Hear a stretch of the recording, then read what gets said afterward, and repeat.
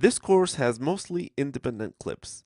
A few concepts are presented over a series of clips, but you can still skip the clip when you feel that you're comfortable with the topic and continue with the clip after that. I'll go over all the modules here and summarize them so that you have a better idea of what you want to watch and what you want to skip. We start by talking about Node's architecture, V8 and libuv, how Node uses V8 by default but can run on different VMs like Chakra. We cover V8 feature groups and command line options and talk about the interactions that happen between Node, V8, and libuv. We cover Node's REPL mode and some of its tips and tricks and talk about some of the useful command line options that we can use with the Node command. We talk about the global object, Node's process object, and the buffer module. We also talk about the require module and its 5 different steps. We'll explore the module object and the various ways a required module can be resolved. We cover the require function's support for loading JSON files and C++ add-on files, and we'll talk about how Node wraps every module with a function and how the require function caches every module it loads. We then talk a little bit about NPM and its main commands and configurations and a few tips and tricks when working with it. In the second module of the course, we'll talk about Node's event loop and its event-based concurrency model. We define what I/O actually means and see the different options we have to handle slow operations and how Node uses the event loop for that. We then talk about the different players that need to be understood in order for one to understand the event loop. We explore the V8's call stack and see how it's a record of where in the code V8 is currently executing. We then look at how slow operations affect the single-threaded call stack and look at some of Node's APIs like setTimeout, setImmediate, and process.nextTick. In the third module of the course, we explore the event-driven nature in Node using its core event emitter module. We'll see the different ways we can deal with asynchronous code in JavaScript and see how Node's standard way is to use an error-first callback. We'll also see how we can combine callbacks with promises and how we can consume these promises using the new async await feature in JavaScript. We'll explore the event emitter module and see how events can be used for both synchronous and asynchronous code, how to use arguments with emitted events, and how to handle special error events, and what happens when we register multiple listeners to the same event. We'll then implement a practical example using Node's event emitter. In the fourth module of the course, we'll see Node's capabilities for working with TCP and UDP networking. We'll create a basic network server example using the net module and see how we can communicate with TCP sockets for read and write and how the sockets are event emitters. We'll gradually improve this network server to become a chat server with simple features like asking connected clients about their names first.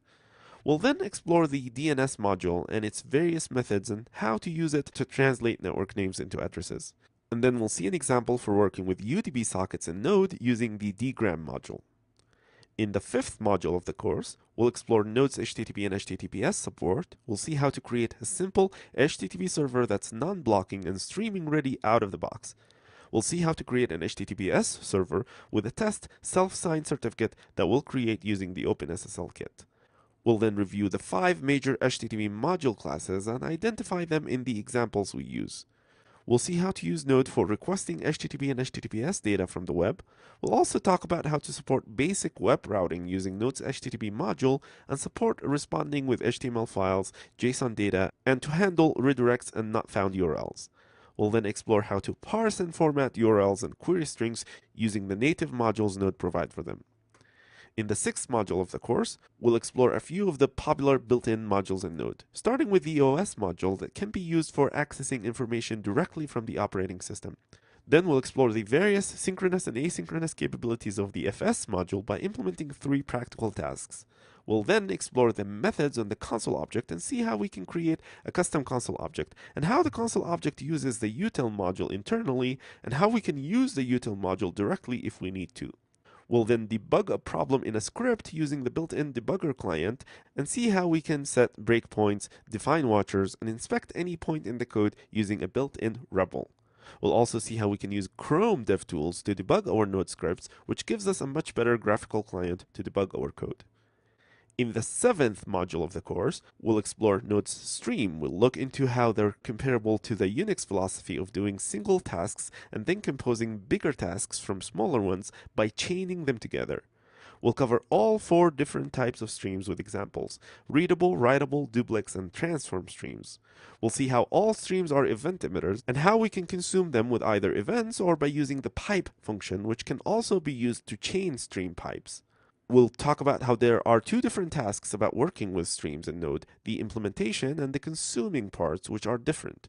We'll also talk about the 2 different modes of readable streams, paused versus flowing, and how those affect the way we can consume them. We'll see some examples to implement all types of streams.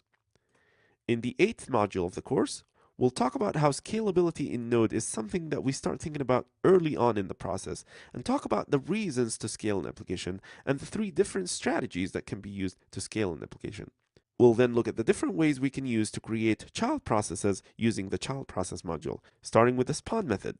We'll see the various options and features we can use with that method, like using a shell, customizing standard I/O objects, controlling environment variables, and detaching the process from its parent.